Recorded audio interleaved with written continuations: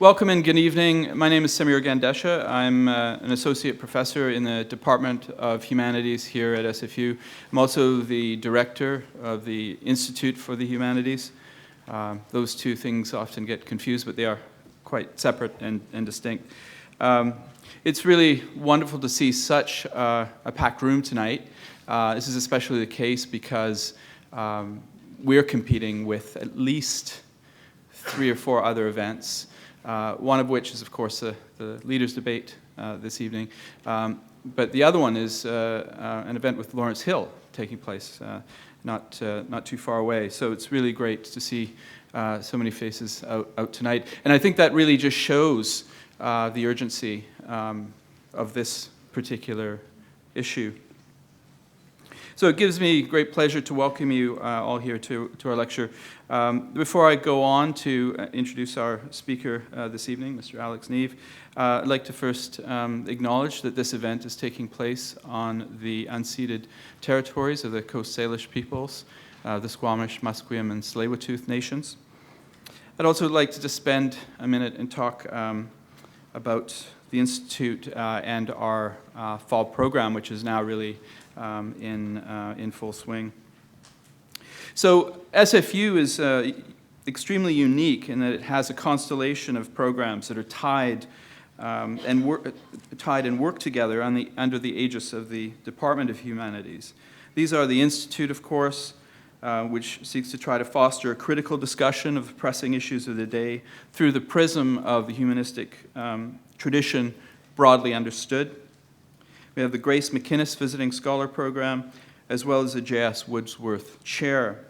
These units were funded by generous institutional and individual donors who felt, and indeed feel, strongly about social justice, which really does then explain the nature of our programming and our orientation. It's fully within our mandate and our mission to approach issues in the way that we do.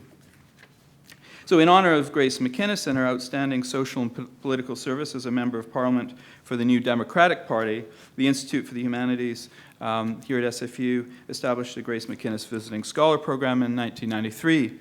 The visiting scholar is invited to SFU to meet with faculty and students. And our most recent Grace McInnes scholar was Libby Davies, a long-time MP and one-time deputy leader of the NDP, who presented a brilliant lecture just 3 days ago, and that's already up on our website if people would like to check it out. And I should also say that we've just launched our new website, which we're very proud of, so please do take a look at it if you haven't already. The J.S. Woodsworth Endowment mandates a full-time teaching position in the Department of Humanities and provides funding for other positions and community activities, where possible, in order to recognize the contribution of J.S. Woodsworth to Canada. As a Member of Parliament, a clergyman and social reformer, Woodsworth was a social activist whose contributions to issues of social justice has left a legacy that strongly influenced Canadian political traditions based on equity, social obligation, and civic responsibility. The holder of the J.S. Woodsworth Chair combines teaching and research with active engagement in issues concerning the wider community. The holder of the J.S. Woodsworth Chair works closely with the director of the Institute, me, and other faculty to further public understanding of the objectives and aspirations and accomplishments, contributions of J.S. Woodsworth. Past holders of the Woodsworth Chair include Dr. Robert Menzies of Sociology and Anthropology here at SFU, Dr. Sandra Joie, also of SFU, Emerita English, and Mr. Edward Broadbent, former leader of the NDP, Dr. Alan Whitehorn, and the distinguished social philosopher Nancy Fraser. The current J.S. Woodsworth Chair is Dr. Eleanor Stemner, who's also Chair of the Department of Humanities. Now in its 32nd year, the Institute for the Humanities at SFU seeks to accomplish the basic objectives of stimulating student interest in faculty research, in demonstrating the vital importance of humanistic perspectives and understanding some of the most pressing social, economic, political, and environmental problems that we face, and above all, to engage the many publics beyond the academy in the city, the province, the country, and indeed the wider world. Our program for 2015 and 2016, or mainly really fall of 2015, reflects exactly this mission, insofar as it recognizes that we're in the midst of what could be the most important Canadian general federal election since the founding of this country. The program's title is taken from a TEDx talk given by one of our speakers, Professor Pam Palmater, Chair of Indigenous Governance at Ryerson University. Coming just prior to Justice Murray Sinclair's release of the TRC report, Dr. Palmater drew attention to the fact that, particularly from an Indigenous perspective, Canada is in the midst of a state of emergency, the title of our program. The most obvious example of this is the government's stubborn refusal and reluctance to mount an inquiry into Canada's national disgrace, the hundreds of missing and murdered Aboriginal women over the past decades. In 1940, Walter Benjamin wrote, in direct response to Hitler's crowned jurist, the theorist of the state of exception, Carl Schmitt, quote, "The tradition of the oppressed teaches us that the state of emergency in which we live is not the exception, but the rule. We must attain to a conception of history that is in keeping with this insight," end quote. There could scarcely be a more poignant assessment of the history of settler colonialism and its effects, particularly on First Nations, not least because such an ongoing state of emergency was brought about in the name of historical progress. We see such an ongoing state of emergency in the economic crisis that we're living through, the dramatic drop in the value of the Canadian dollar with the falling price of oil, the ongoing feud between the government and the Supreme Court, the bombing campaign of questionable legality in Syria, the punitive use of the Canada Revenue Agency to crack down on the government's critics, and the stifling of scientists whose findings constitute what Al Gore referred to as inconvenient truths that might undermine the government's plan to transform Canada into a so-called energy superpower. But above all, we see it in the new security legislation that, according to claims made by the BC Civil Liberties Association, has empowered the government to illegally spy on peaceful dissidents and NGOs such as Tide Canada and the Dogwood Initiative. Not to simply criticize the existing government, it seems that there is what could be called ideological closure in this country more generally, which is to say a lack of genuine diversity of political options, violating what Hannah Arendt called the basic human condition of plurality. The Liberal Party, to its shame, supported the passage of Bill C-51. None of the main parties are courageous enough to raise claims about the inhuman treatment of the Palestinian people by the State of Israel. And aside from the Green Party, only lip service, it would seem, is paid to the need for a real alternative to carbon-based economic models. Moreover, consensus appears to center around an austerity agenda of balanced budgets, lower taxes, and diminishing social spending during a time of recession on the backs of the unemployed and the underemployed, the majority of whom are under 24. Even that paragon of neoliberal orthodoxy, The Economist, has admitted in the Greek case that austerity had failed on its own terms, on strictly economic terms. Things, however, appear to be different in the United States when a member of the Socialist alternative, Kshama Sawant, was elected to Seattle City Council some 3 years ago on a platform to raise the minimum wage to $15 per hour. And a candidate who describes himself as a socialist, namely Bernie Sanders, is running at times ahead of Hillary Clinton for the Democratic presidential nomination. In the United Kingdom, Jeremy Corbyn, of course, has now become the new leader of the Labour Party. In Canada, by way of contrast, what we see is a state of affairs that Herbert Marcuse described 40 years ago of one-dimensionality. Such a condition entailed the collapse of what was possible into what simply exists. Today, it appears uncertain that as a species, we can survive without concrete and substantive alternatives to the current organization of state and society. Perhaps this is why we now have the LEAP Manifesto as an expression of some frustration now with this state of affairs.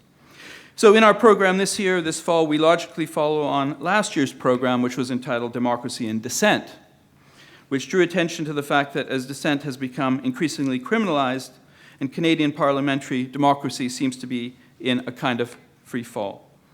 Our current democratic order is arguably in crisis because of the fact that virtually all institutions of this country have gone through a kind of streamlining or unification, or what the Germans called, after 1933, Gleichschaltung, according to the imperatives of the extractive industries, or what some of us have called the petrostate. This is no more the case than the National Energy Board, which has seen of late mass resignations because many see it as industry captured, and therefore fundamentally incapable of providing a neutral forum in which environmental risks of further pipeline, in which the environmental risks of further pipeline development could be impassionately weighed against possible benefits. One of our most important and successful events over the past years was our conference on the state of extraction, which brought together frontline land defenders from 3 continents, public intellectuals, and academics in such a way that addressed the nature of the extractive state and, more importantly, resistance to it. Closely related to this were 2 hastily organized but extremely effective and well-attended panel discussions. The first was on Bill C-51, which we're discussing, of course, tonight, and the second was on the English Bay oil spill. We were thrilled and honored to kick off our program for 2015-2016 last Sunday with a panel on women warriors of Kurdistan featuring Ms. Nissi Koy and Tiger Sun, or also known as Ms. Hannah Bowman. The latter has fought on the front lines against ISIS and will be returning shortly to complete a documentary about the struggle there. This panel sadly couldn't be more timely given the unspeakably tragic deaths of 3-year-old Alan and his 5-year-old brother Galib and their mother Rehan Kurdi, who died en route from Turkey to Greece. This has highlighted the way in which, despite the claims of the Prime Minister, ever more restrictive immigration policies in this country have had a direct and consequential effect on the most vulnerable globally. In addition to our lecture this evening, Donald Gutstein will speak about his book on Harperism, which documents the way in which right-wing think tanks such as the Fraser Institute and the National Citizens Coalition, once headed by Prime Minister Harper, have set about transforming the political culture of this country in a way that has enabled the Conservative Party's historic majority government. Meanwhile, their more left-leaning, more progressive counterparts, such as the Canadian Centre for Policy Alternatives, have been subjected to punitive audits by the same CRA. Professor Palmater will be speaking on Taking Back Canada on September 24th. Shortly thereafter, leading Russian dissident Boris Kagarlitsky will speak on the situation in Russia and its relationship to the Ukraine. The Gandhi Memorial Lecture will be presented by Dr. Jennifer Simons, an expert on nuclear disarmament, on October 1st.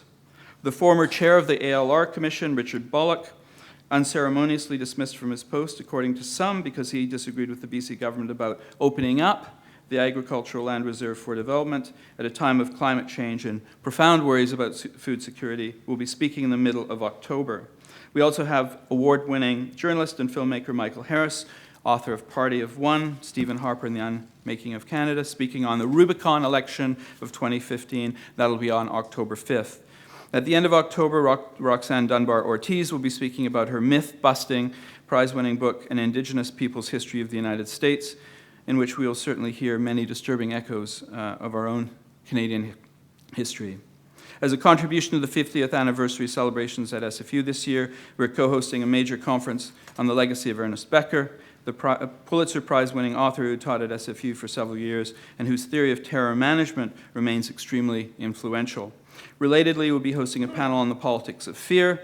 We'll also be co-hosting with Gen Y and Creative Publics at the Fox Theatre in Vancouver, a discussion on how best to engage young voters in this country, and I think that's on October 3rd. In all, our program is going to be, without a doubt, our most important and exciting in our history. Without any further ado, it gives me great pleasure to introduce our lecture this evening by Alex Neve, entitled Bill C-51, the insecurity of human rights. This is one of the key election issues that separates the NDP and the Green Party on the one hand, who have opposed the legislation consistently, from the Conservatives who brought it in and the Liberals who also supported it. It's a lecture that follows up, as I mentioned, on the panel discussion that we had several months ago, and I anticipate the discussion will be a lively one. Alex Neve believes in a world in which human rights for all people are protected. He has been a member of Amnesty International since 1985 and served as a Secretary General of Amnesty International Canada since 2000. In that role, he has carried out numerous human rights research missions throughout Africa and Latin America, and closer to home, such locations as Grassy Narrows, First Nation in northwestern Ontario, and Guantanamo Bay. He speaks to audiences across the country about a wide range of human rights issues, appears regularly before parliamentary committees and UN bodies, and is a frequent commentator in the media. Alex is a lawyer with an LLB from Dalhousie and a master's degree in international human rights from the University of Essex. He has served as a member of the Immigration and Refugee Board, taught at Osgoode Hall Law School and the University of Ottawa, been affiliated with York Centre for Refugee Studies, and worked as a refugee lawyer in private practice and in community and legal aid, in a community legal aid clinic. He is on the board of directors of Partnership Africa Canada, the Canadian Centre for International Justice, and the Centre for Law and Democracy. Alex has been named an Officer of the Order of Canada, a Trudeau Foundation mentor, and has received an honorary doctorate of laws degree from the University of New Brunswick. Please join me in welcoming Mr. Alex Neve.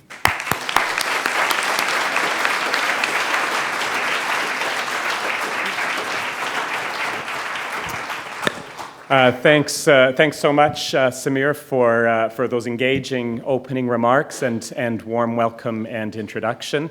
And oh, wow, now that I'm standing, it's great to look out and see this room. As Samir reminded us, there's some competition tonight. And ironically, there's two speaking engagements 2 nights running while I'm here in Vancouver. Spoke at an Amnesty International gathering last night, and both times I've been up against the politicians, and both times Vancouver's made the right choice. Last night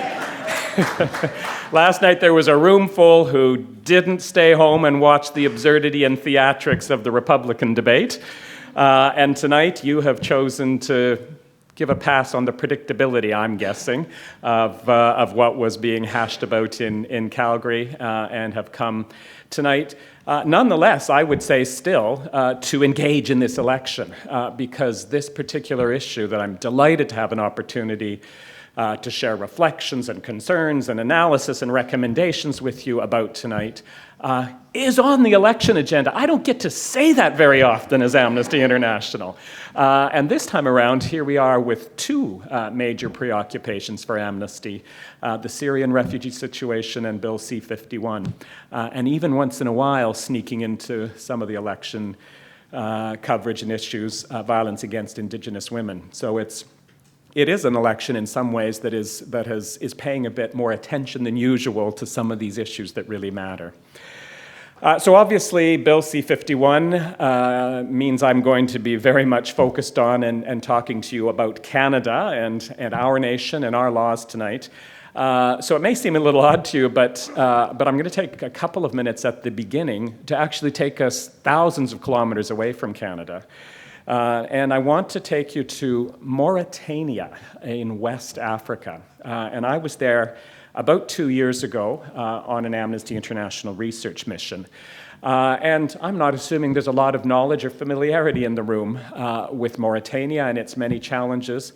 But one of the reasons we were there is that, like many parts of the world over these past many years, especially since September the 11th, Mauritania is a country that has been buffeted back and forth between the fear and the violence, the recriminations and repression that comes from terrorism, apprehension of terrorism, and action to head off terrorism. And one of the very powerful moments for me during that particular mission came during an afternoon that we spent with an absolutely remarkable group of women who were all related to a group of men, their husbands, their fathers, their brothers, their sons, their nephews, who were all military officers, who had been accused by the government of colluding with terrorist groups. They'd been arrested and they'd disappeared. No charges, no trials, no evidence ever to back up the allegations, just arrest and disappearance. And it hadn't just been 48 hours. By this point in time, it had been over a year. Well, their families lived in agony and fear, as you might imagine, about the fate of their loved ones. And they themselves were suffering directly. It wasn't only the worry about their loved ones. They were unable to register any of their children, young or old, for school. They'd been cut off from health care, always viewed suspiciously by neighbors. They'd been threatened and intimidated constantly anytime they held a vigil or spoke with a reporter, or even when they just merely decided to try to ask a government official for information. Well, there was one remarkably courageous woman who I suppose in many respects was the unofficial leader, or certainly the spokesperson for the others, who, having described the fate of their loved ones, that grim reality of disappearance, and certainly taking us through in detail the many ways that they themselves were experiencing hardship. And as you extended the families out from the women who we were there, when you extended it to the other members of the family and children and cousins, and we were getting to a point where this was a situation that was having impact on dozens and dozens of people. And she had this great line to me. She sort of had summed it all up, and that she looked at me and said, "They call this security? God help us when they offer us insecurity." And I thought that just captured so poignantly and powerfully so much what this debate is all about. And I want to begin there. And I'm going to try to echo her words every once in a while during the remarks tonight, because I think those are words that we should keep in mind as we gather here tonight, but also as you have opportunities to continue to take these issues to those vying for your votes or others who you may have opportunities to engage with. I'm going to start by laying out, and this may seem a little pretentious of me, but 4 essential truths. That sounds good, doesn't it? That I think are constantly overlooked and certainly pushed aside amidst all of the debate and discussions, this tumultuous relationship that exists between human rights and security. I think we're going to be doing that a lot tonight, human rights and security. The first is this, and it's an important one for us in the human rights community to keep reminding ourselves.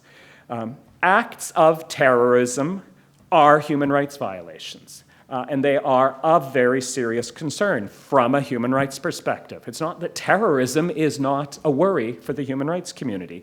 In fact, very often, terrorist attacks constitute human rights violations of the very highest order within the international legal system, within international human rights law, crimes against humanity.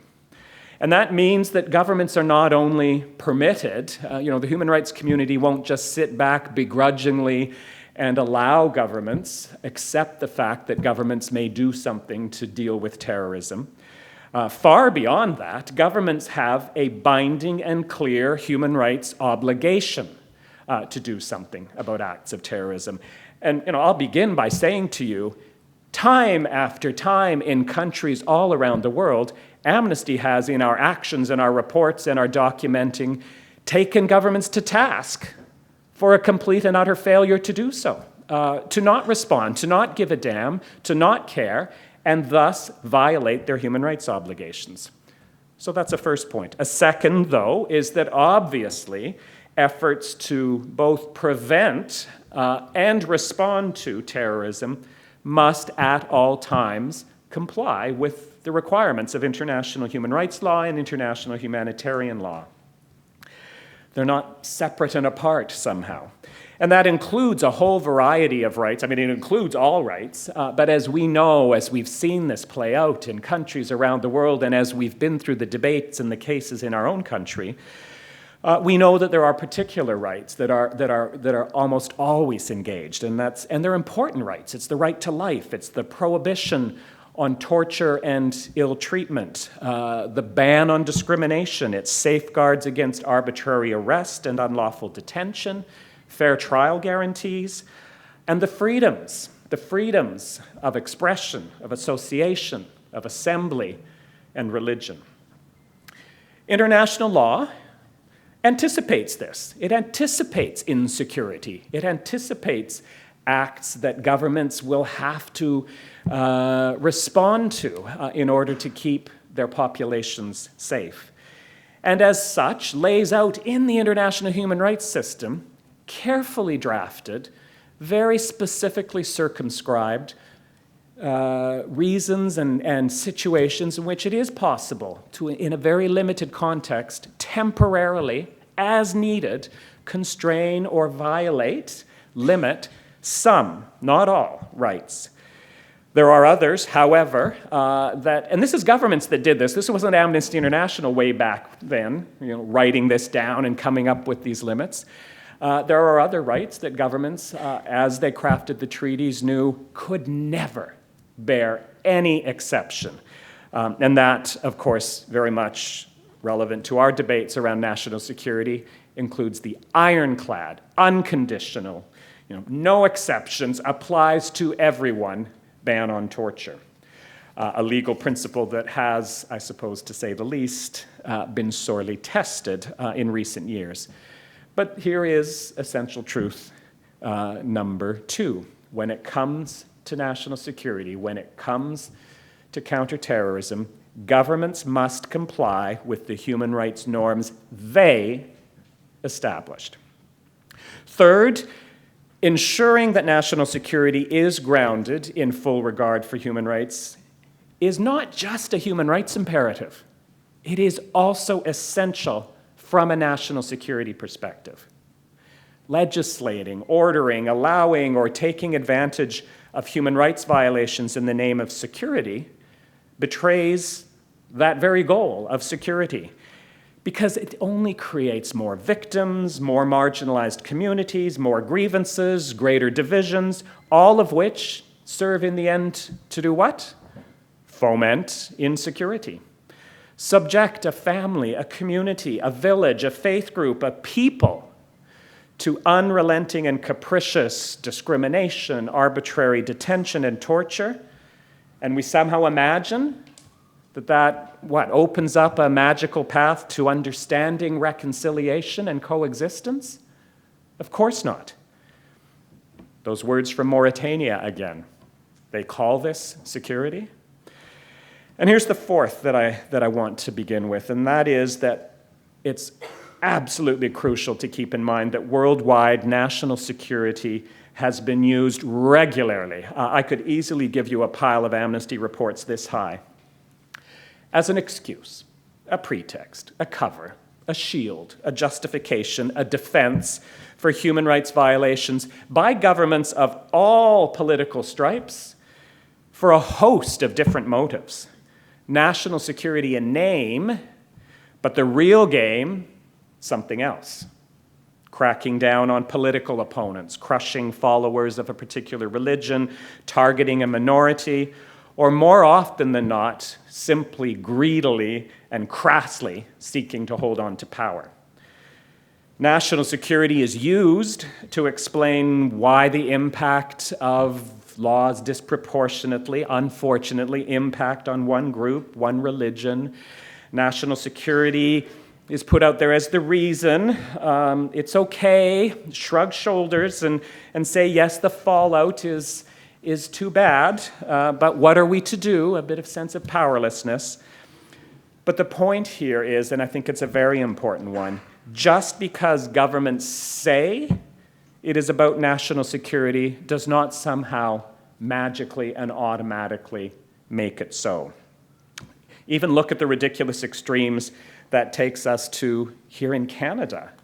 As we have learned more and more through probing and investigating and access to information requests of the ways in which the RCMP, the Ontario Provincial Police, CSIS, and a whole range of policing and security agencies in this country have long actively had their eye on Indigenous protesters and environmental campaigners, and have done so with the lens on that is all about using the laws, the policies, the rhetoric, the language, the attitudes of national security and counterterrorism. So there we have, I think, a very crucial essential truth number 4. Calling it a security risk does not make it so.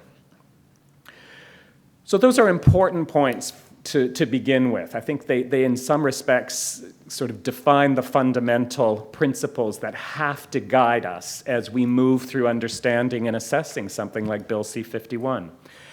And they're pretty simple truths. There's nothing, I didn't need a PhD to come up with that analysis. But they are so very important. And far too many governments continue to stick to the dangerous, discredited assertion, and here I'm going to do this again, that human rights and security are somehow a zero-sum game. You want more of one, you got to give up on the other. More human rights, sorry, you're going to be more insecure. You really want to be secure? I hope you're going to accept the fact that your human rights are going to be more imperiled. And that, of course, could not be further from the truth. Because we do not face, who could possibly believe that we face terrorism and other insecurity?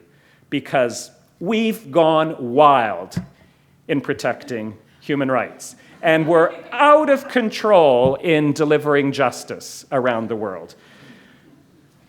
I'm not sensing any agreement with that proposition, and of course, it's absolutely the contrary. Insecurity so frequently goes hand in hand, at best, with human rights neglect, and at worst, and far too often, human rights contempt. So if we are truly serious about wanting security, and we are, from a human rights perspective, it's important, about wanting to feel safe, that must mean security and safety, and here's the key words, for all of us. And that means, far from continuing to distance ourselves from the precious promises of universal human rights protection, it's the universal Declaration of Human Rights, embracing those rights to life, to be free from torture, to be protected from discrimination, to free expression and religion, to due process and fair trials, to education, to health care, to adequate housing. Embracing those rights like never before is absolutely the path we need to embark on. A word in particular, and I promise I'm going to get into the particulars of C-51 in a minute, but a word in particular about torture, I don't think would be particularly misplaced here, because it is, there's something very special and troubling about its place, especially in these years since September the 11th. It is one of the rights so regularly under siege in a couple of ways, both directly and brutally in that torture is being carried out in the name of national security, but also in a more insidious way by commentators and policymakers and intellectuals in the debate that has suddenly been sparked about we have to revisit and reimagine what we feel about torture. And maybe we got it wrong way back when we said it was absolute. And it's really troubling on both of those levels. Torture someone, deport someone to torture, make use of intelligence gleaned through torture. Reluctantly, most certainly, but necessarily so, if we want to deal with these security threats. That's what we're facing. Once upon a time, many of you will remember there used to be this theoretical that would be put out there for high school debates and things like that. And it was the ticking time bomb scenario. And police are faced with the dilemma of, it was often a crowded movie theater. And suddenly a report comes in that a time bomb has been placed in there somewhere. It's hidden. No one knows where it is. But here's the guy. Sorry, didn't mean to point to you. Who knows where it is? Topic for debate. Do the police get to beat that information out of him? Go. Yes or no? Well, of course, now that has evolved into into the terrorist mastermind, and it's the security agents who have him, and I think this is where we can use the male pronoun. They have him in custody, and we're sure it's him, and once again, surely it's okay, isn't it, to let those security agents torture him to get the information about the impending attack? Well, clearly, we say no. And we say no for many reasons, but just let me remind you of three of what I think are the most obvious, one of which is the most important. The first is the utilitarian side of this. Doesn't work. Just doesn't work. If you ever do get good information from torturing someone, it's probably just luck. I know, having interviewed dozens and dozens, hundreds by now, of torture survivors in Canada, in prison cells abroad, in refugee camps, and time after time hearing the wrenching story of how the torture went on for 12, 16, 18, 36, 48 hours, and that I broke. And I said, yes, I'll sign. What do you want me to sign? Who do you want me to implicate? Who do you want me to finger? I'll sign. Just end it. So that's point number one. The notion that somehow this is the remedy that's going to give us all the great information that keeps us safe is fallacious. Number two is the slippery slope side of this. Don't let anyone ever try to convince you there's such a thing as just I feel like I'm Stephen Harper and his little thing recently, right? Just a little bit of torture. There isn't. There isn't. You're all enjoying picturing Stephen Harper saying that, aren't you? I'm going to pay for that on social media, I'm sure. Because there isn't. There absolutely isn't. And we know that. Amnesty hasn't been working on torture just since September the 12th, 2001. We've been working on torture since 1961. And we have never seen a corner of this world where torture, if it's allowed, if it's tolerated, if it's even legalized in some bizarre way, that it stays confined.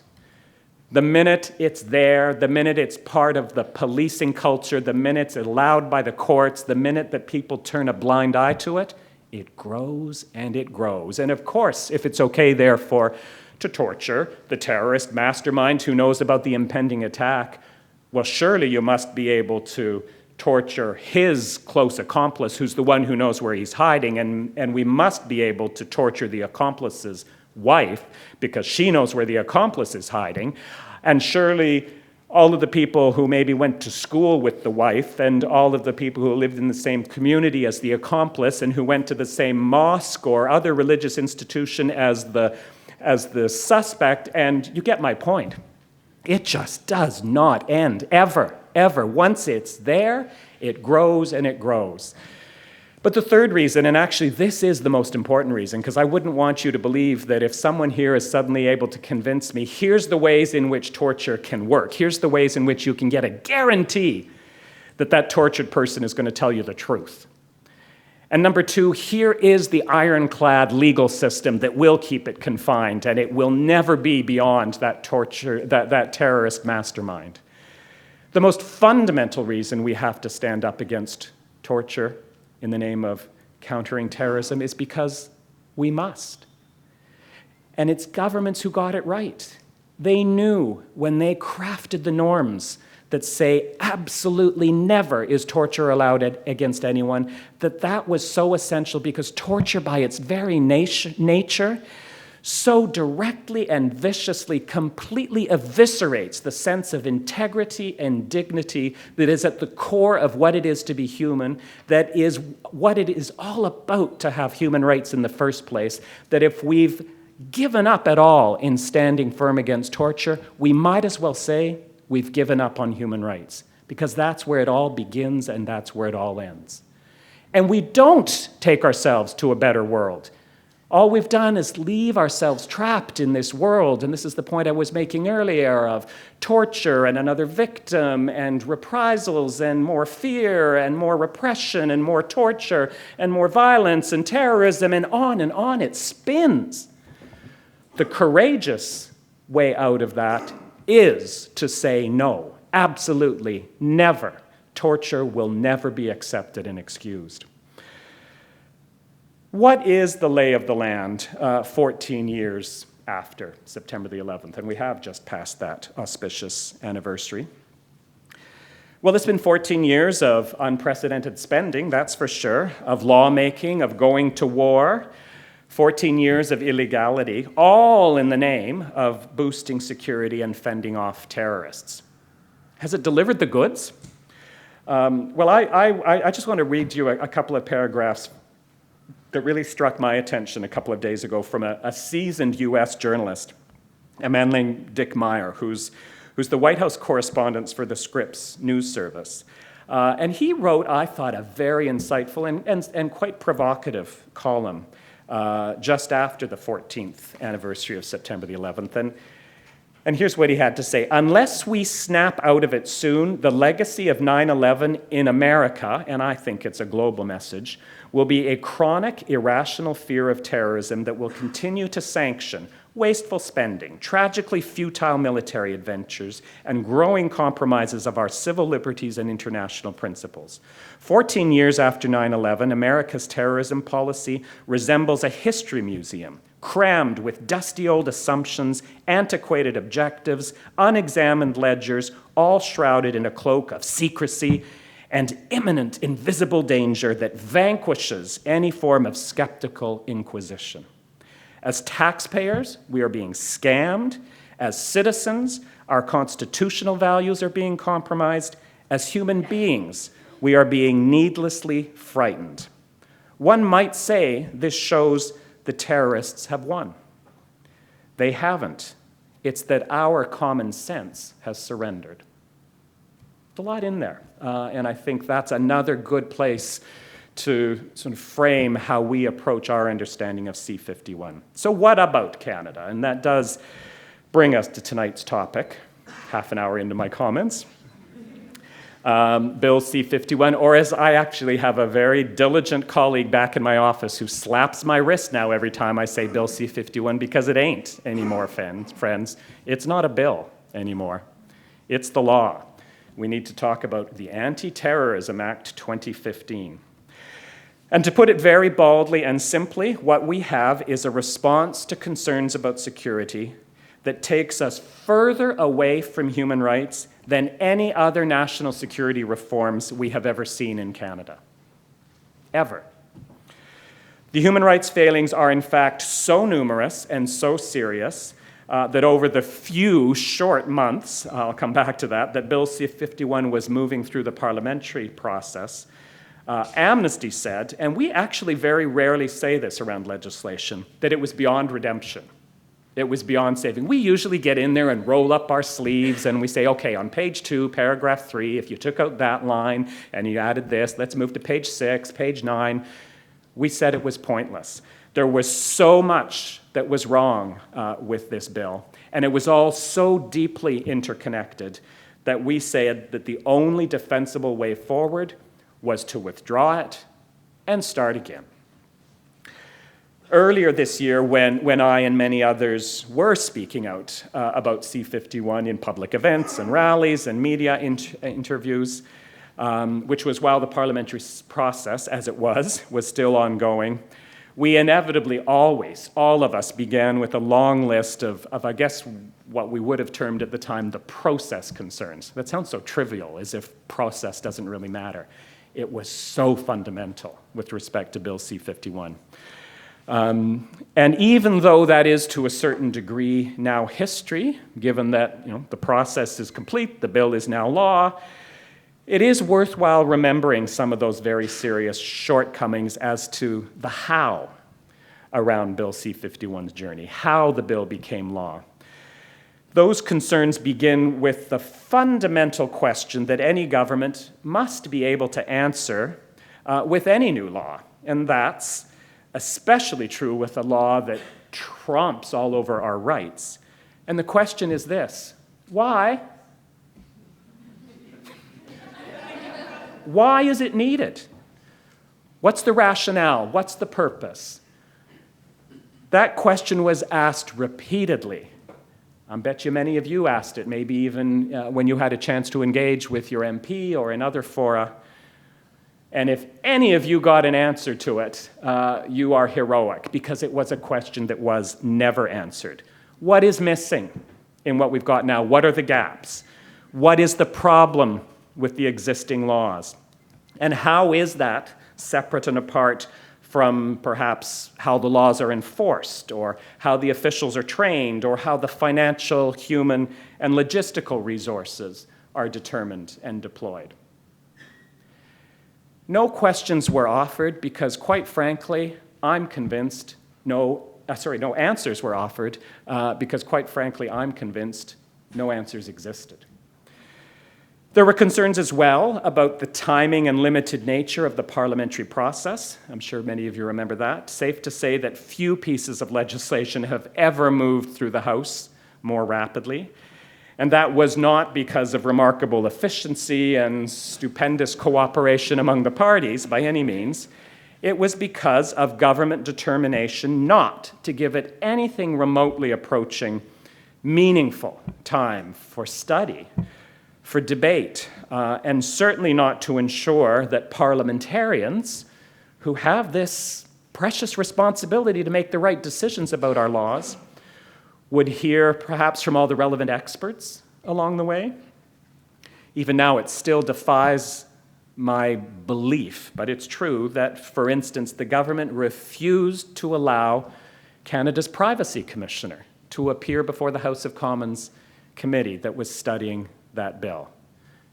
A piece of legislation that has assaulted privacy rights in this country perhaps more than anything else in decades. And parliamentarians weren't allowed to hear from the Privacy Commissioner is an officer of Parliament. He doesn't belong to the government. They were not allowed to hear from that expert. And then finally, of course, there was tone. No space for debate and disagreement, no willingness to genuinely receive and respond to constructive suggestions, to raise doubt, in those comments from the United States I just shared with you, that skeptical inquisition. If you expressed concern, if you were the skeptical inquisitor, if you were standing up for human rights in any way, shut right down because you were siding with the terrorists. And we could not move the quality and the nature of the parliamentary debate beyond that. Well, those issues, and there were other process concerns, maybe water under the bridge, but not really. Because those fundamental deficiencies in where this bill came from and how it was adopted, I think in many respects continue to cast a looming shadow over it now, once it's become law. And I think further compel us, therefore, it's yet one more reason why we have to continue to press for its repeal in Parliament and or its defeat in the courts. Now, notably, there are major concerns both with respect to what is in the law and what is not in the law. And I want to say a bit about both. And I'll begin with the concerns about what is in Bill C-51, and there's a lot there. We don't have the rest of the week, but let me highlight what I think, at least certainly for Amnesty, but I think for a lot of civil liberties and environmental and Indigenous organizations, were the top six. The first is the expansive definitions of threats to the security of Canada that now serve as the basis of two new regimes in this legislation. One is a new, incredibly expansive information sharing regime, and the other is astounding new powers that have been given to CSIS, which up to this point in time has been a research organization. Gather intelligence, analyze it, and report to government, but is now allowed to act and is given specific powers to act to reduce threats. And among the many concerns is the fact that those definitions don't consistently exclude lawful protest activities. And in particular, with respect to the CSIS threat reduction powers, it only excludes protest activities that are considered to be lawful. Well, that risks imperiling an extensive range of protest activity that may not be lawful in the sense of having received advance permission, you went down to City Hall, you got the permit, and heaven forbid, no one's going to engage in civil disobedience and be unlawful in that respect. maybe, Amnesty would say no, but maybe, at least in Canadian criminal law, some of that may constitute criminal activity. From a human rights perspective, it's almost all inevitably protected by the Charter of Rights, and it should never be conflated with terrorism and other threats to national security, and thus open to being shut down through these insidious new powers. Concern number 2, let's think in particular about those new powers, the CSIS threat reduction powers. And this, friends, is astounding. We have never seen anything like this before in Canadian law. These potentially coercive, intrusive, and physical powers, this isn't just about CSIS agents sitting at their desks and doing things on the computer, are now entrusted to an agency that, let's not forget, is not a law enforcement force, doesn't have any of that specific training or command structures or the public transparency, which often fails us, but is at least demanded and expected of police forces. Secondly, the powers are not specified. We don't know what it is that CSIS might be contemplating and might be willing and allowed to do to reduce threats. We have absolutely no idea of what is entailed. But here's the real rub. This legislation actually does go on, I guess this is our little clue, it does go on to tell us, though, what is not allowed. And we actually have a piece of legislation now in Canada that says CSIS cannot murder, rape, beat people up, and lie to judges. They use more sort of criminal code terms for all of that, but that's actually what it says.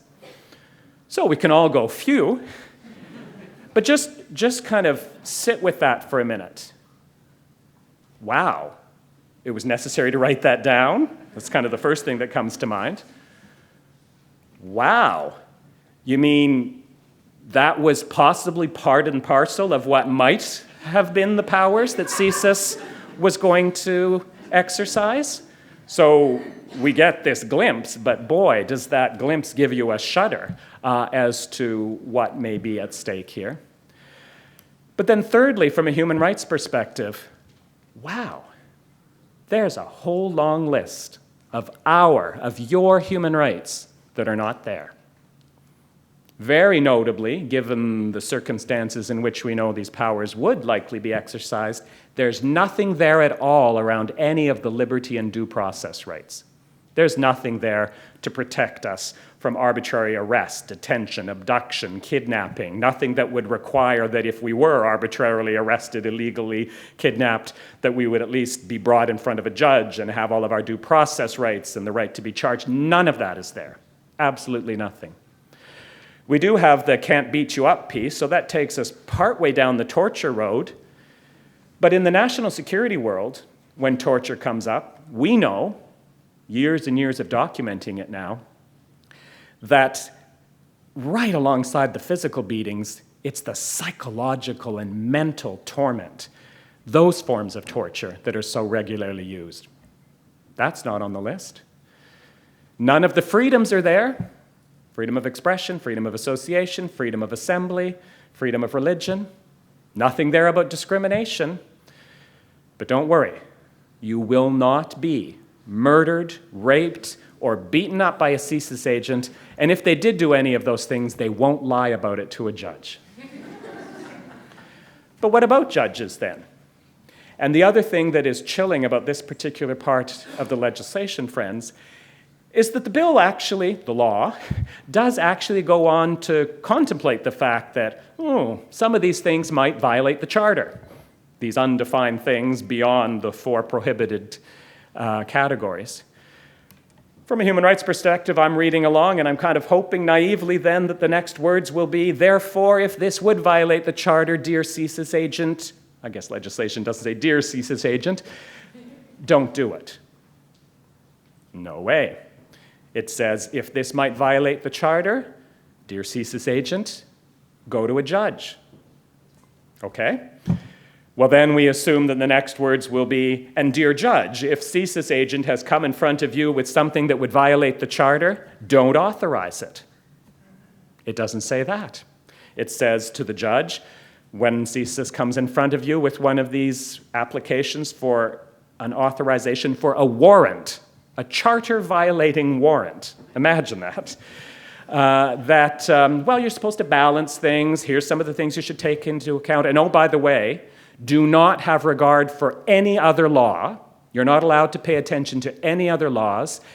And furthermore, just to be specific, because CSIS will often be doing this outside of Canada, that also includes you are not allowed to have any regard for foreign law in the countries where CSIS may be doing this. So if CSIS is going to arbitrarily arrest, abduct someone in Malaysia or Sweden or South Africa, don't you dare pay any attention to the laws in those countries that may say, guess what?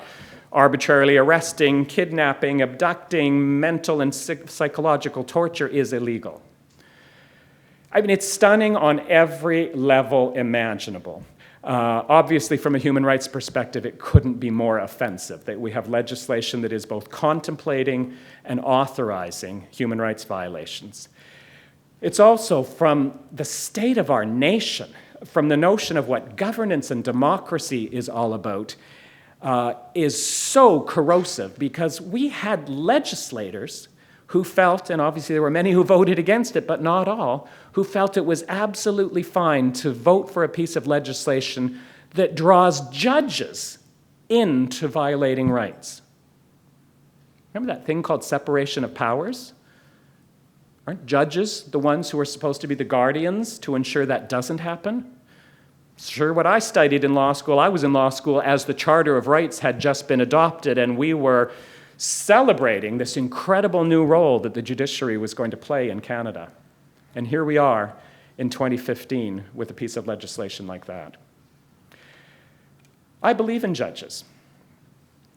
And even conservative-minded judges, I am confident, will be so offended by this that when it does come in front of a judge, there is going to be a ruling that says, and we'll be looking for ways to get involved in court to make sure this happens, that says, asking me to authorize violations of the Charter violates the Charter, and strike it down. But we're not there yet, and it already is the law. For all we know, this afternoon, CSIS was in a courtroom in Vancouver, or Toronto, or Ottawa, getting one of these warrants that may target any of you, or that may authorize some action of this sort in any corner of the world, and we will not know because it's secretive. There's no transparency around any of this. So boy, is that an area we need to be concerned about.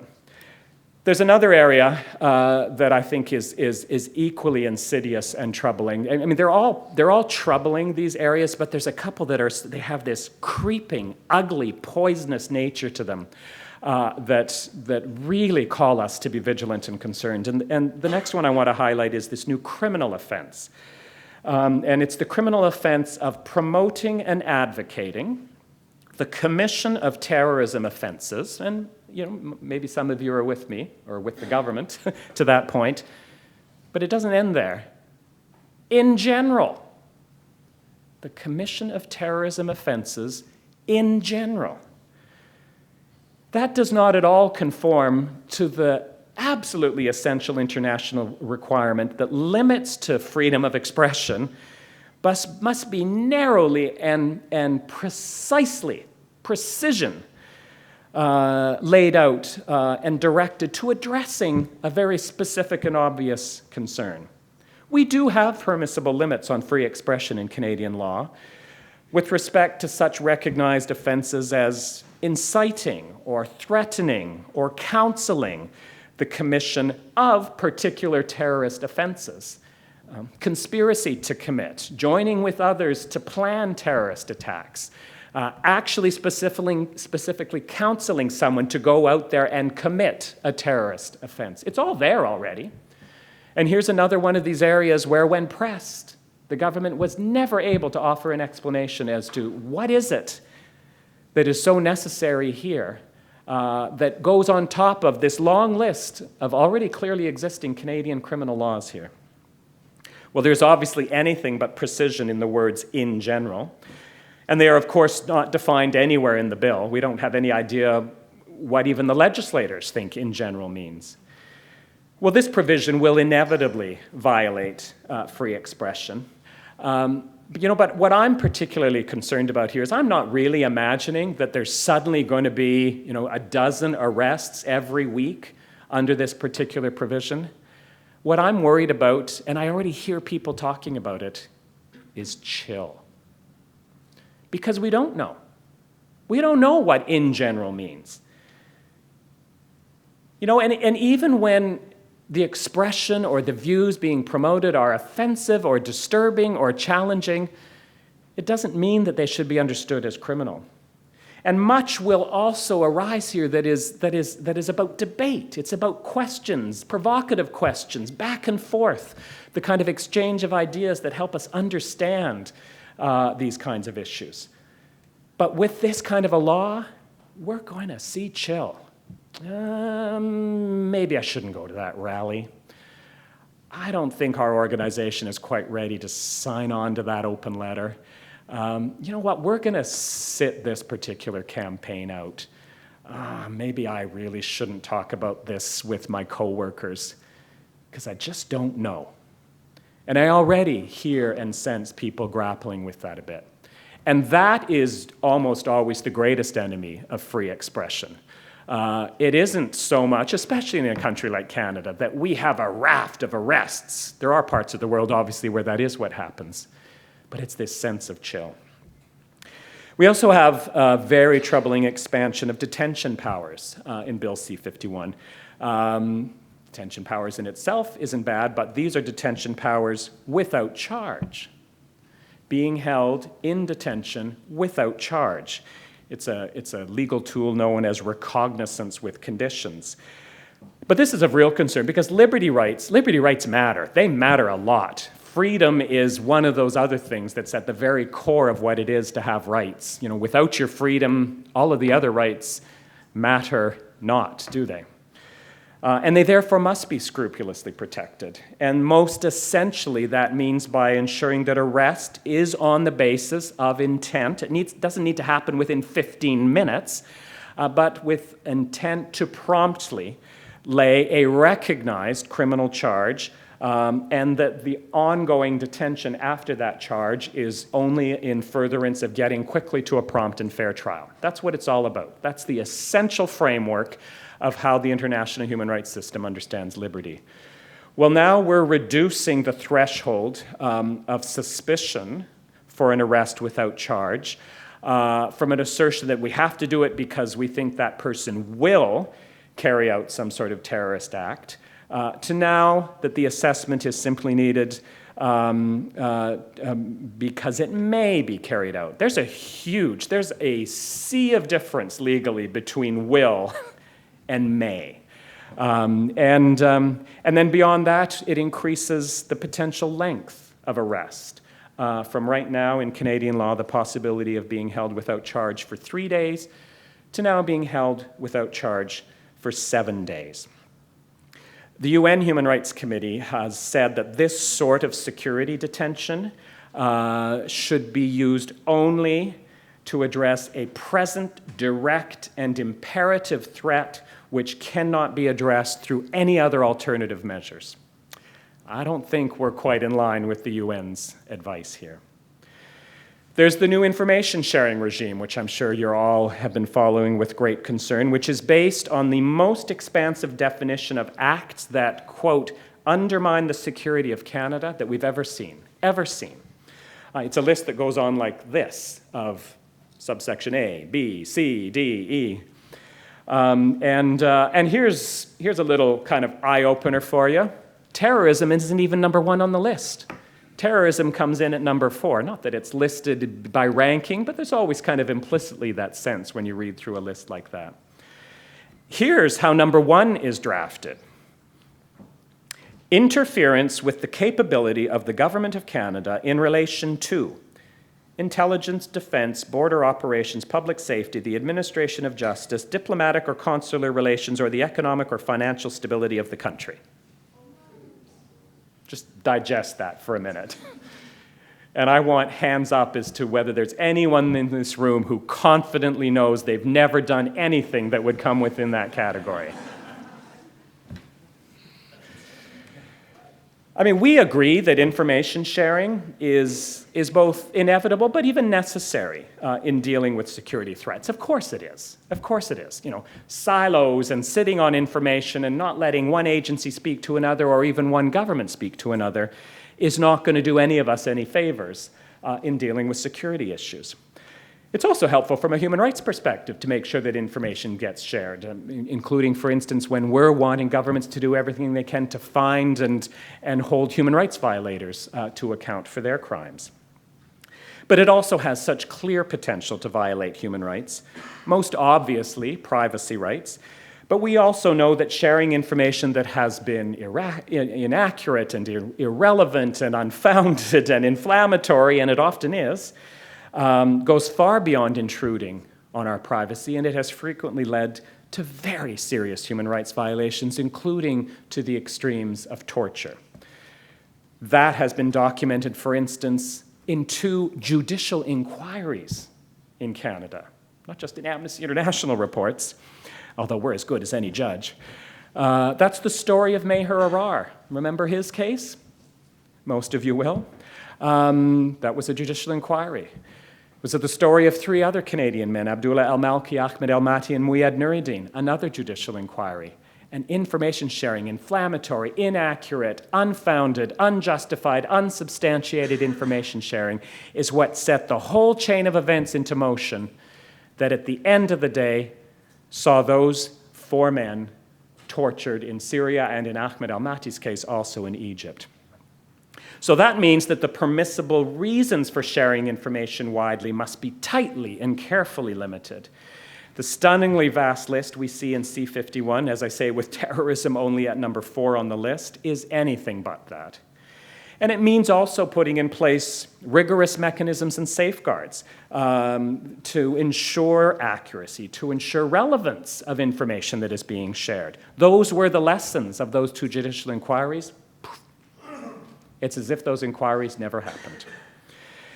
And it means ensuring that information will not, in any circumstances, be shared if it may lead to torture. And that is not the case here as well. And in particular, there's nothing in this legislation that recognizes that standing right alongside this bill, this law, we have what are known as the ministerial directions on intelligence sharing, which absolutely open up the possibility that information can be received if it's tainted with torture, and it can be shared with other governments even if that may lead to torture. And so that exists over here outside the bill, but there's nothing to guard against that. There's concerns about the no-fly list. I'm sure many of you have followed this, and in particular the fact that the appeal procedure that is set up to try to get your name off that list. And we know, I'm sure many of you have friends and colleagues who have experiences and stories to share. We know that there are so many erroneous ways in which people end up on the list. And it's a completely unfair, opaque, secretive process that will, it's an illusion that it actually offers you a way to get off the list. And this bill, I won't, I think I got to cut some of this short a bit. This bill also deepens the unfairness and the injustices that are at the heart of our immigration security certificate process. It brings a new level of secrecy. It withholds further information from the individuals who are subjected to immigration security certificates. Well, the problems about C-51, as I say, are not only, though, about what is in the bill, it's also about what is not in the bill. And first and foremost there's the fact that this would have been such a moment. What an opportunity to finally put in place a dramatically improved system of effective review and robust oversight of Canada's national security agencies. That was one of the outcomes of one of those judicial inquiries, the judicial inquiry into Meher Arar's case, headed by a very respected Ontario Court of Appeal judge. He produced a volume like this that's all about review and oversight, thoughtful, comprehensive, detailed model for how to move forward there. Disregarded. Notably, we have nothing in place at all with respect to parliamentary oversight. We don't give our elected representatives power to oversee the agencies that are entrusted with our national security. agencies that also, in upholding that national security, have the power and have done so to violate our rights. But our elected representatives have no oversight of them. We're actually alone amongst our closest intelligence partners. The UK, the US, Australia, New Zealand all have parliamentary oversight in place. Would have been great if 2 or 3 pages of Bill C-51 had something about this. Nothing. And we had ridiculous government talking points at the time that said, they actually referred to that odious new power given to judges to authorize charter violations in warrants as being, oh, but don't worry, we're actually given powers to the judges. So there's our review and oversight. We don't need anything beyond that. But don't just take it from me. Some of you may recall in early days around the debate on Bill C-51, there was an incredible group headed by 4 former prime ministers, a whole bunch of former Supreme Court of Canada justices, ministers of justice, solicitors general, all who spoke out loud and clear and said, it is time. We've got to do this, and especially now with laws that take us further into intrusive, troubling new powers, powers that open up new ways in which there can be abuses and excesses and even just mistakes. Now is the time to ensure we've got review and oversight. Something else that isn't out there, that's not in the bill, or at least wasn't something that the government realized it was finally time to do in bringing forward this legislation, is to at long last address the lingering injustices that too many of our fellow citizens still suffer from in terms of violations they have experienced at the hands of Canadian national security activities in the name of national security. Maher Arar's case is the best known. There was a public inquiry. He was vindicated. He did get redress and compensation, but there are so many others for whom that has never been the case. The 3 other men who were the subject of the other judicial inquiry, very similar fact situations to Maher Arar, connections between the cases. The government refuses to even apologize to them, let alone offer them some redress, even though there was a judicial inquiry headed by a former Supreme Court of Canada justice that laid out a long list of deficiencies on the part of Canadian security agencies. Omar Khadr, who 3 times now has had the entire bench of the Supreme Court of Canada rule unanimously in his favor. I keep saying there's no other Canadian who has that record. Somebody corrected me the other day, and they think that Henry Morgentaler does as well. But it is a very elite group. To imagine that 3 times, it's quite something to even have 1 time where the Supreme Court of Canada vindicates your rights unanimously. It's happened 3 times. But nonetheless, all the government continues to do is find new ways to get around that and to deny that he even has rights and to certainly deny any responsibility. Well, this is the time where we need to be rising to that past record. As we're moving forward with new powers and new approaches to national security, we cannot do so from a position of strength if we continue to refuse to account for the past. Those men and their families deserve it. But it's bigger than that. It's about ensuring that we do finally bring a sense of justice and accountability to our national security practices, where we're willing to admit that it does go wrong sometimes.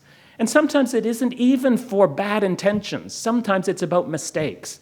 But that we need to ensure there's justice and accountability because that's what helps guard against repeats of such injustices.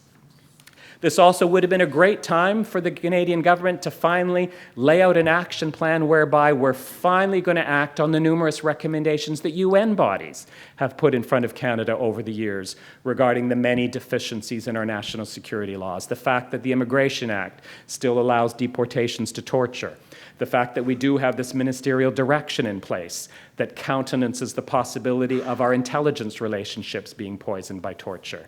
The UN has spoken repeatedly to Canada about that, including during an important review that just happened in July. Once again, we disregard, we ignore, and we file all those recommendations. So there's much that isn't there as well that we need to remember and be speaking out about. So there's problems with what's in the bill, there's problems with what's not in the bill, and there's the bigger concern that we're still not where we need to be in cementing our commitment to national security in Canada truly in an international human rights framework. And even though now C-51, as I said at the beginning, is law, we absolutely need to continue to keep up the pressure. And I know the fact that there's so many of you here tonight illustrates that there is concern and determination to do so. And what better time than now, with, of course, hundreds of our fellow citizens out there right across the country battling it out for our votes. We need to keep up the pressure around those things that haven't been dealt with, of pushing for oversight, of pushing for redress for past abuses, for UN reforms to be adopted. We need to continue to insist that the bill be repealed. We need to make it clear to those who want our vote that way up at the top of the list of things we're going to be assessing and making that decision is whether they're prepared to make that commitment. We also need to, I mean, this is law now, friends, and it's I think, incumbent upon all of us who care about this to recognize, I think there's a very important responsibility now to be reaching out and supporting and helping to build awareness for the individuals and the communities who live beside and within and among us, who are the ones who are truly going to bear the brunt here, the communities that will feel the impact, who will feel the chill. There's a need for support and solidarity and really standing with our sisters and brothers as that prospect deepens and becomes more worrying. And of course, it is a time for us, even though we don't yet know what October the 20th will bring and what that might mean for the future of this piece of legislation, we do need to be grappling with legal challenges, and some have already been launched, others are impending. But let me end by going back one more time to those opening words. That clearly rhetorical but so powerful question from Mauritania. They call this security. And I think we should pose that question when we look at Bill C-51. And of course the answer is that I guess the government clearly does call Bill C-51 security, but that we know that it is far from that. These legal reforms, I would put to you, are instead all about insecurity. And what I mean by that is the insecurity of human rights. And when human rights are left insecure, we are all insecure. And that's why we have to continue to insist more broadly, beyond Bill C-51. Even if Bill C-51 gets repealed and we're back into some other exercise of law reform, that national security laws and policies and activities in this country must have human rights at their very core. That's what the struggle about Bill C-51 certainly always has been about and still is. And that, my friends, is what true and meaningful and lasting and universal security is all about at the very end. Thank you very much.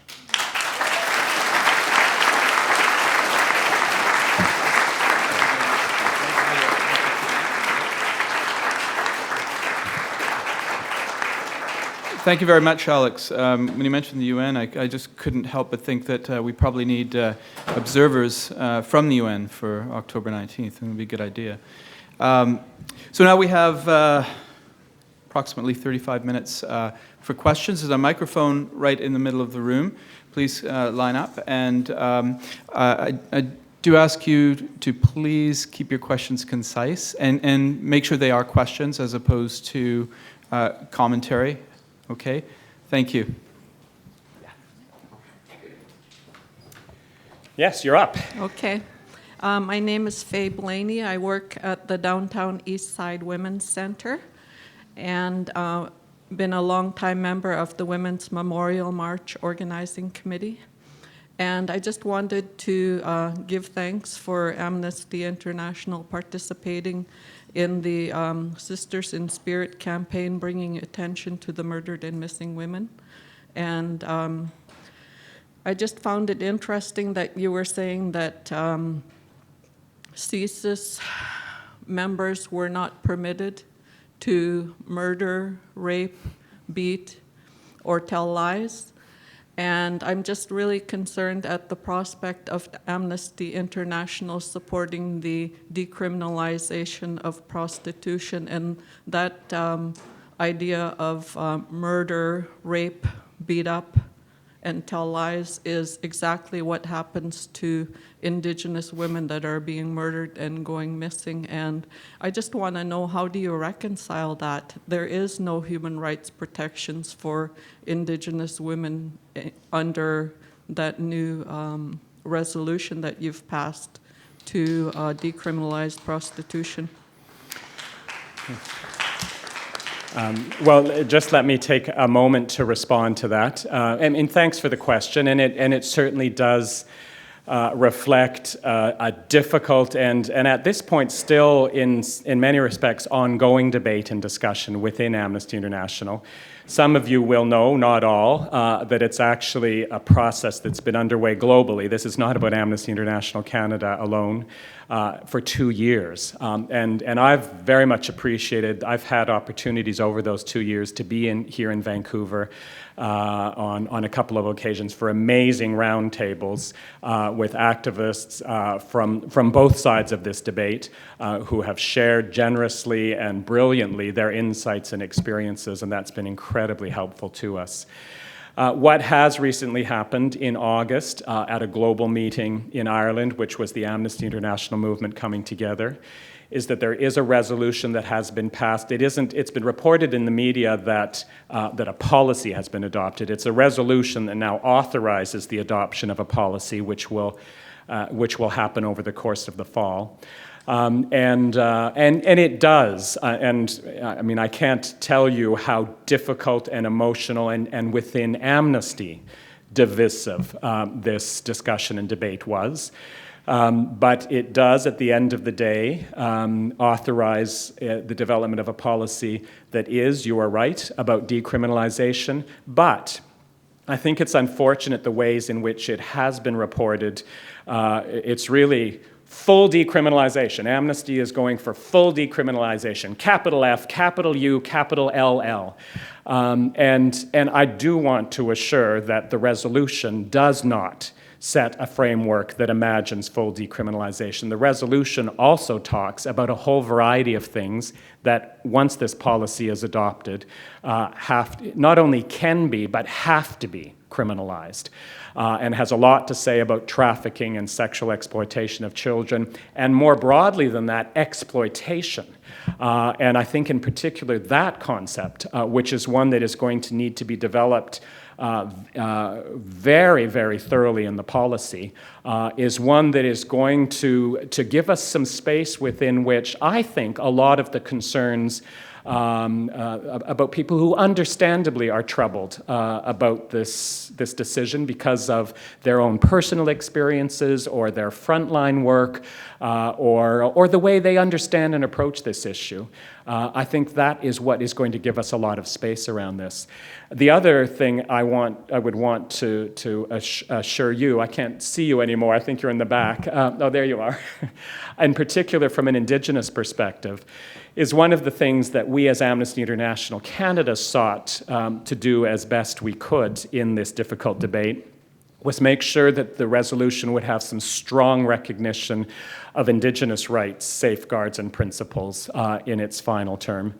And one of the things that has been included in the resolution and which must now be developed, and this is going to be, I think, a very powerful and challenging exercise, is that we have said that this policy has to give full recognition to the crucial Indigenous safeguard of free, prior, and informed consent and meaningful consultation, which is to say, which of course usually only comes up in public discourse when we're talking about mines and pipelines.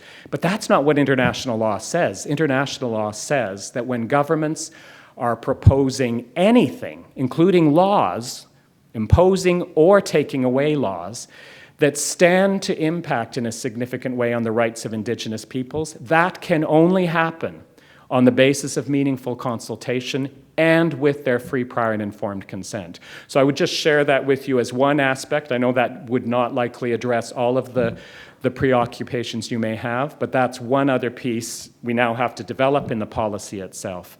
Anyway, obviously, it's an emotional and complicated and very very difficult issue and debate, and I'd certainly be prepared to have further discussions with you about it, maybe not here this evening, but in other ways. But thank you for sharing that with us.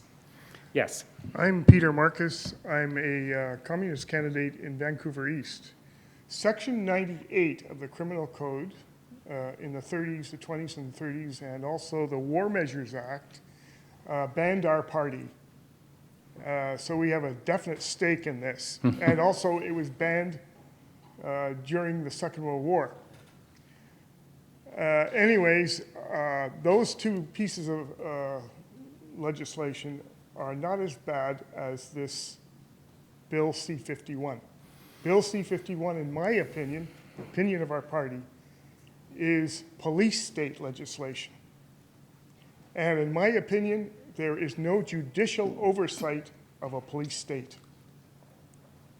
Okay, yes, no, well, thank you very much. And I think your assessment is one that is quite widely shared. I mean, I have often said not only is Bill C-51 the most sort of troubling human rights legislation that we've seen in the national security realm, I've said that it actually features as one of the most troubling pieces of human rights legislation we've ever seen in Canada in any realm. And I think you're quite right to emphasize how serious we really need to be in our understanding about its impact and consequences. Yes? Well, I'm encouraged by the turnout here that people haven't forgotten this issue. And, you know, I mean, when Trudeau says that it was naive for him to take the position that he did, well, people maybe have forgotten, and I hope they don't forget. The question I have for you, so what if we repeal C-51, then what? Can you maybe enlighten us about some of the early legislation, anti-terror legislation that came right after 9/11, and even in relation to Bill C-44, as to what we're dealing with in terms of not just C-51. There's a bunch of other legislations that's still there or have been there that are still problematic. Yeah, I mean, I think that's a very good point. I wouldn't want to at all pretend that if we get rid of C-51 that Canada's national security laws are suddenly hunky-dory from a human rights perspective. Clearly not. You know, and there are many ways in which both the laws on their face or the ways in which the laws have been implemented have been a source of human rights violations, be it things like immigration security certificates, or as I highlighted, the fact that we've got immigration laws that allow deportations to torture. Even though Bill C-51 makes the detention without charge possibilities worse, it did already exist. That's actually something that's been there for a number of years. It started with the Anti-Terrorism Act immediately after C-51, after September the 11th, was a power that at the time was recognized to be so onerous that it was sunsetted. But then was brought back in eventually, even though it did expire. The current government did eventually bring it back in. But so that already exists in law, detention without charge provisions that are very troubling, and a number of other pieces. And one of the things we have often said is, step one is obviously to get rid of what is most recent and deeply, deeply troubling. But that Canadian law really needs a cleanup from a human rights perspective. And we've talked about the fact that we really actually need to develop a legislated human rights framework for our national security laws that gets embedded directly in these laws, and which could not be trumped. Therefore, it wouldn't just be that these are sort of policies and values that sit over here outside of those laws, but we need to start to develop an approach that really brings human rights right into the legislation. Yes. Hi, Alex. Thanks so much for speaking and clarifying this issue for me. My name's Alex Miller. I'm running as an independent candidate in Vancouver East. And it totally rang home with me when you deconstructed this myth that security is counteracted by freedoms. I believe they can both be increased through especially an increase in privacy. And I'm astounded by our willingness to share our information whenever we buy things with credit cards. that information, our address, is being shared with the vendor, and what we've purchased, the time and date and amount, is being shared with the credit card companies. And people are using this for the majority of their purchases. Do you not think that if we had a more private money, that we could increase both our security and our freedoms? And could Bitcoin be a step in this direction? Oh, well, this is where I get to say Amnesty International has no policy on, and we don't have a Bitcoin policy. And, but I'm not trying to be flippant or facetious. I think you raise a very good point, and I think what it more broadly points to is that we know we live in a time where our privacy rights are under assault in a whole host of ways. All the mass surveillance concerns. I think you've highlighted another area. And it is, this is an area that has suddenly started to become a priority area of concern for Amnesty. 5 years ago, this just wouldn't have been anywhere in our human rights work, but we're now starting to recognize not only, initially we got into it because we knew we had to rise and take up the Edward Snowden cases and the cases of people who were trying to speak about and confront and provoke debate about these issues and were being arrested and pilloried, etc. Freedom of expression issues. It was an easy entry for us into that area. But now we do know that we need to go further, and we need to really... So I don't have an answer to your question from an Amnesty perspective in terms of credit cards and Bitcoin, but what I can say is that we know we now face the challenge of really starting to go deeper into understanding what we need to be saying about all of these privacy and information and digital age issues from a human rights perspective. And who knows what I will be able to say back to you 1, 2, or 3 years from now around credit cards. Okay, thank you. Okay, thanks. My name is Kelty. I'm not a candidate in the upcoming election, shockingly. So closer to the beginning of your excellent and informative talk, thank you, you were saying how the question when Bill C-51 was in process that came up so often was why? Why is this needed? And that in fact, no answers were forthcoming because there are no answers. And it strikes me that a subtext to your whole presentation tonight, and what to me is the elephant in the room here, is that there in fact are very pointed, intentional, and sinister reasons why. And I'm curious to hear your point of view on what those reasons might be, particularly coming from a concern about ongoing colonial imperialism in Canada and the struggles that our Indigenous brothers and sisters face. So interested in your thoughts on that. Yeah. Thank you. Oh, I think you're quite right to highlight that. We can't be naive and imagine that this was simply, somebody's long had a wish list, and suddenly the tragic events in Quebec and Ottawa last fall gave the opening and the space to move forward with that wish list. There is a little bit of that. We know that some of what is in C-51 is just stuff that was on CSIS's wish list and others, and finally they had the space and they ran with it. But there's no question that there is something, and I think you used the word more sinister, that's at play here. Because of when you look at some of the very intentional fine language here, whether it's the unbelievably broad ways in which threats to the security of Canada are defined, which is clearly taking us directly into the realm of those who, because our Indigenous brothers and sisters for whom their land and resource rights are at stake, or for those of us who care about the earth and our environment, or those of us who organize around labor issues and all the ways in which we speak, we mobilize, we associate with each other, we defend rights.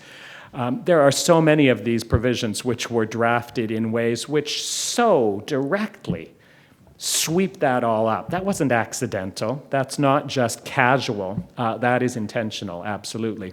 This whole thing about lawful protest. There was a lot of pushback against that, and the one area where the government did relent is they did take the word lawful out of the lawful protest exemption with respect to the information sharing regime. So seemingly now we do have a bit more protection there around information sharing, and that it's all protest activity, lawful or unlawful, that shouldn't be subjected to that information sharing regime. But at the same time, to very intentionally not touch the word lawful over here with these odious, sinister new CSIS powers, was that just, oh, geez, sorry, we did mean to take it out in both places. We just forgot that one. The next round of law reform, we'll deal with that. Of course not, right?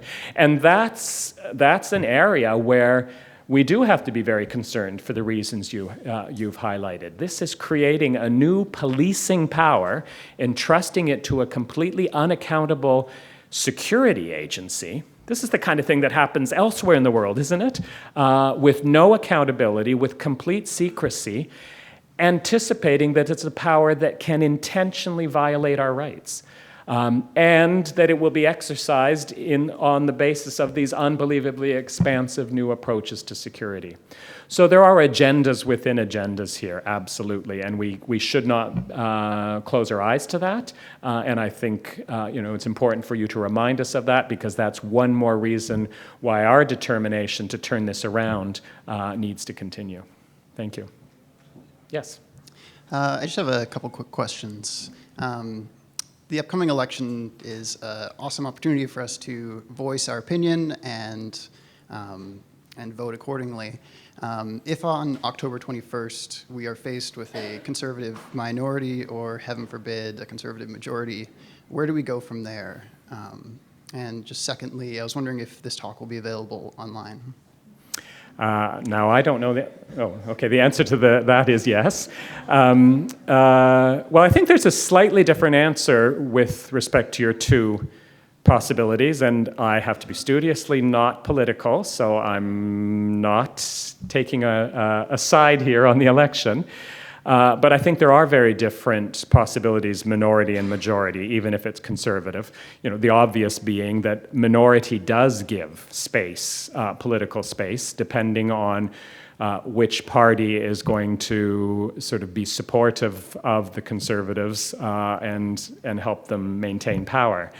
Now, obviously, one scenario here would be that, at least on any votes that come up around this issue, it would be the Liberals. And maybe that remains an open question as to whether after the election, the Liberal position on C-51 would remain as it is. So I would suggest there that if we had a conservative minority, and we want to be looking for the political space to achieve what we want with respect to Bill C-51, its repeal, it would be an all-out campaign focused on Liberal MPs, because they will be the key ones. Conservative majority obviously puts us in a much more hopeless situation politically, and that's where I think the efforts that are already underway. There's already one court challenge that has been launched.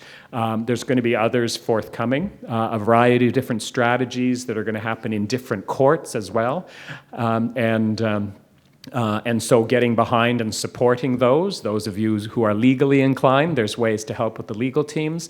Those of you who are able to offer a bit of financial support, there's been crowdfunding campaigns to make those. There's pro bono lawyers doing it.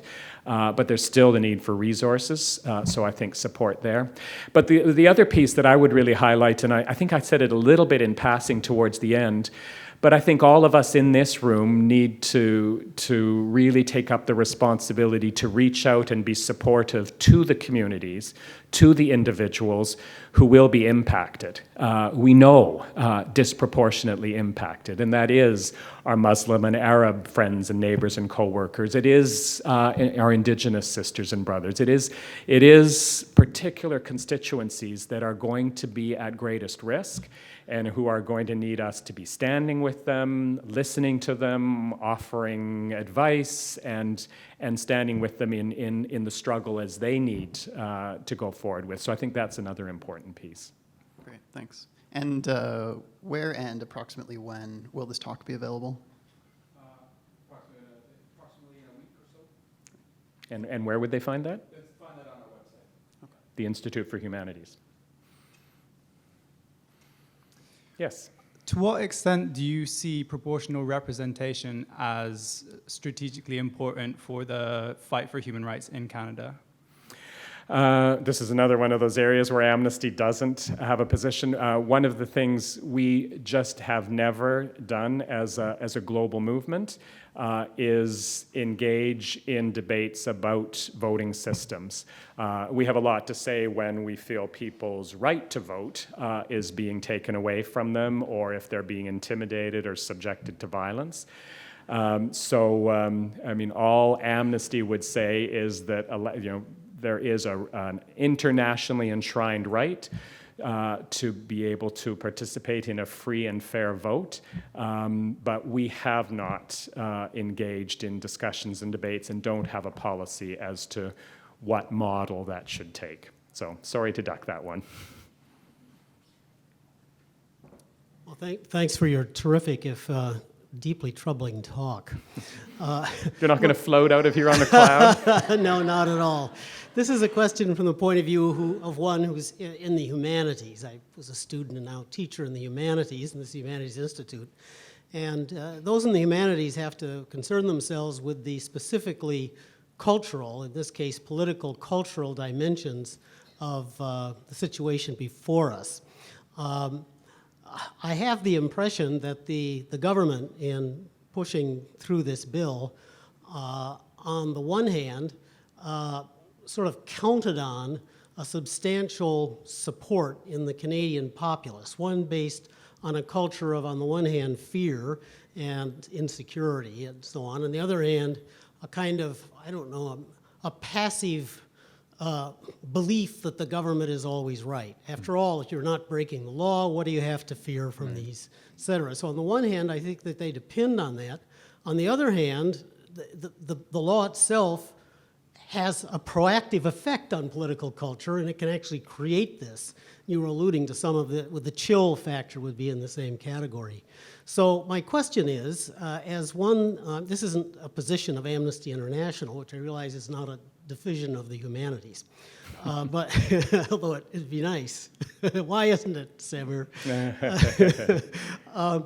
But in your interactions in public fora of all different kinds, do you have a read on Canadian public opinion or opinions on this topic? Where is there a center of gravity or what? Yeah, I mean, I think that's actually was something that was fascinating to watch just during Bill C-51's short parliamentary process.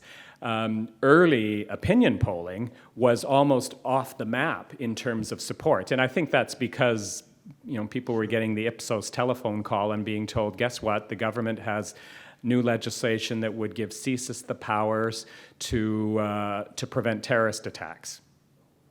Right. Do you support that? Who would say no?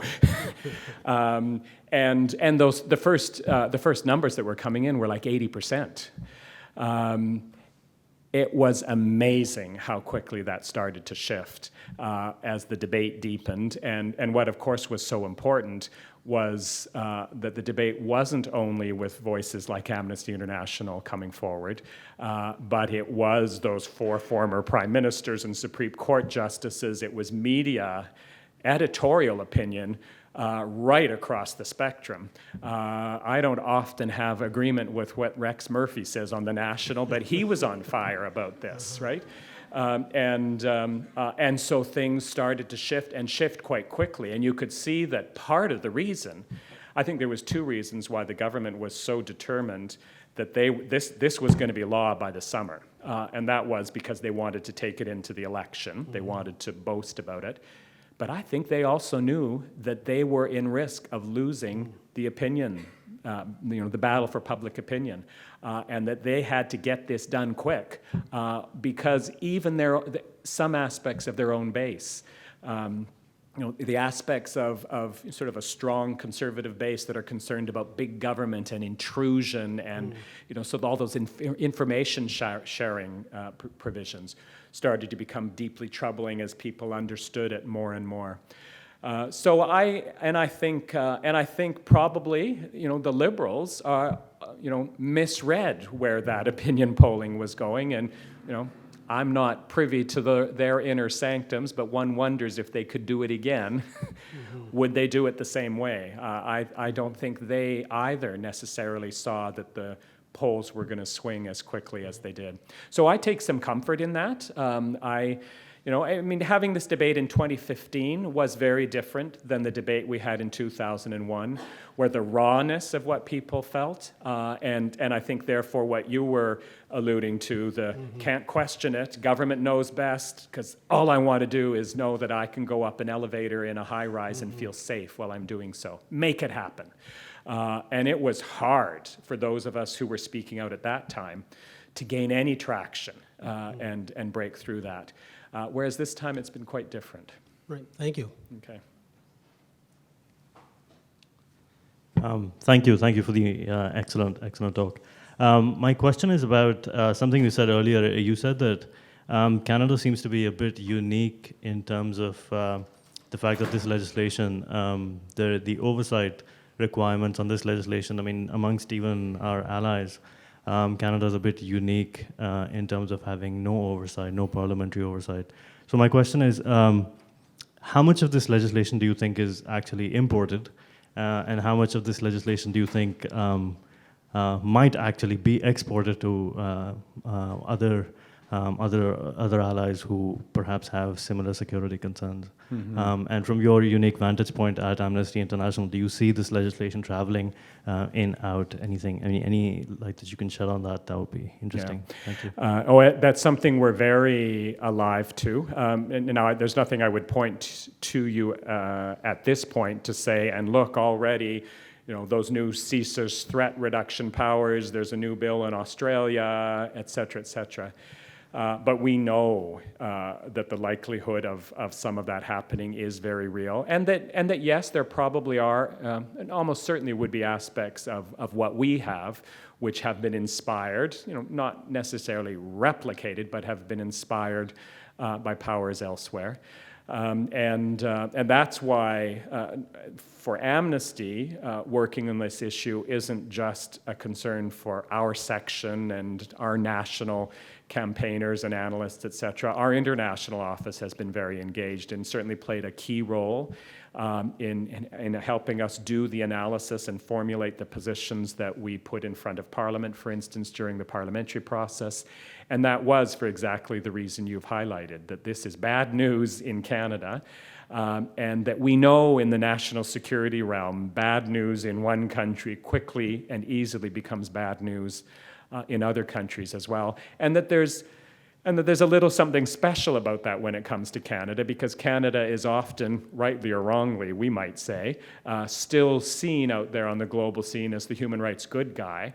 And so the things we do are often, even when they're insidious in the ways we've been talking about tonight, are often kind of seen a little bit innocuous on the world stage because they carry the maple leaf on them and they must therefore not be too bad. So all the more reason why we have to be very, very careful. So it does have global significance, yes. Thank you. Okay, I'm told you're the last. Okay. Make it good. Well, okay, I'll try. So my name's Kira Smith-Tague. I'm a member of Vancouver Rape Relief and Women's Shelter, and I actually had the opportunity of being in the roundtable when you came for the discussions on prostitution back, I think, 2 years ago. So I'm glad to see you again now. And I just wanted to go back a little bit and respond to your last comment and echo what Faye was saying. We support what she was saying, and I think in the last point you made about the promotion of Indigenous people's human rights, what got lost there is that I think what Faye was arguing is that in promoting the human rights of Indigenous women and girls, it's incompatible with the full decriminalization of the men who buy and sell women. And I think that's kind of what she was arguing and what I would argue as well. And I do hope, I just wanted to respond to that and say that I hope that the meeting is a real offer and further dialogue can happen. And I think what without us having the time to go far into it, I was actually putting out that out there as, and the policy now that figures out what that what that particular provision is going to mean in our policy, Right. or the analysis and thinking about it now needs to be developed. But that actually is an opening through which, at least with respect to Indigenous women and girls, we're going to have to be saying something, I think, quite robust about decriminalizing or criminalizing and the power that Indigenous women and girls themselves have through consultation and consent to ensure that their voices shape and inform the decisions that are being made. And it's a piece of the policy that kind of opens up a different kind of space around this notion that this is only going to be about absolutes, criminalize or decriminalize. I can't put in front of you yet what it's going to look like, but I'm quite confident it's a space within which, at least in part, some of the preoccupations that both of you have would be worked out. Okay. So you'll meet us after to book a meeting time or exchange cards or emails or something? Certainly we can. I mean, I'm Ottawa-based, so it won't necessarily happen right away, or maybe it'll be through other kinds of exchange. But yes, we're very open to ongoing discussion. I just want to highlight this is an Amnesty global process, I know, right? I So this is not that we. Yeah. Out of Ottawa are making a new policy, No, but we I are understand certainly the contributing policy. to that. Thanks. Thank you. All right, well, join me again in thanking Alex for such a wonderful talk.